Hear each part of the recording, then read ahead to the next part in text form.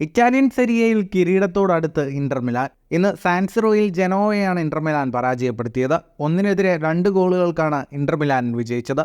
ഈ വിജയത്തോടെ ഒന്നാം സ്ഥാനത്ത് ഇന്റർ മിലാന്റെ ലീഡ് 15 പോയിന്റായി ഉയർന്നു.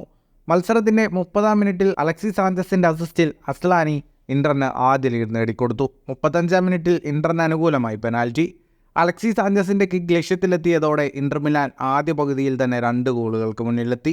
രണ്ടാം പകുതിയിൽ 54-ാം മിനിറ്റിൽ വാസ്കസ് ജനോവയ്ക്കായി 1 ഗോൾ മടക്കിയെങ്കിലും ഇന്ററിന്റെ വിജയത്തെ തടയിടാനായില്ല. മത്സരത്തിൽ 62% പന്താധിപത്യത്തിൽ ഇന്റർ മിലാൻ 15 ഷോട്ടുകൾ തൊടുത്തതിൽ 5 എണ്ണം ഷോട്ട് ഓൺ ടാർഗറ്റ്. ജനോവ 10 ഷോട്ടുകൾ തൊടുത്തതിൽ 2 എണ്ണം ഷോട്ട് ഓൺ ടാർഗറ്റ്. ഇന്നത്തെ വിജയത്തോടെ ഇന്റർ മിലാന് 27 മത്സരങ്ങളിൽ നിന്ന് 72 പോയിന്റായി. രണ്ടാമതുള്ള യുവന്റസിന് 27 മത്സരങ്ങളിൽ നിന്ന് 57 പോയിന്റ് മാത്രമാണുള്ളത്. അതുകൊണ്ട് തന്നെ ലീഗിൽ ഇനി ശേഷിക്കുന്ന 11 മത്സരങ്ങളിൽ 6 എണ്ണം വിജയിച്ചാൽ തന്നെ ഇന്റർ മിലാന് കിരീടമുറപ്പിക്കാനാകും. ഈ സീസണിൽ സെരിയയിൽ 23 മത്സരങ്ങളിൽ വിജയിച്ച ഇന്റർ മിലാൻ ആകെ തോറ്റത് ഒറ്റ മത്സരത്തിൽ മാത്രമാണ്. 3 മത്സരങ്ങൾ സമനില.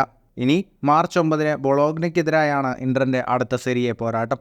ഫുട്ബോൾ ലോകത്തെ കൂടുതൽ വാർത്തകൾക്കും വിശേഷങ്ങൾക്കുമായി സ്പോർട്സ് കഫേ ഇപ്പോൾ തന്നെ സബ്സ്ക്രൈബ് ചെയ്യുക.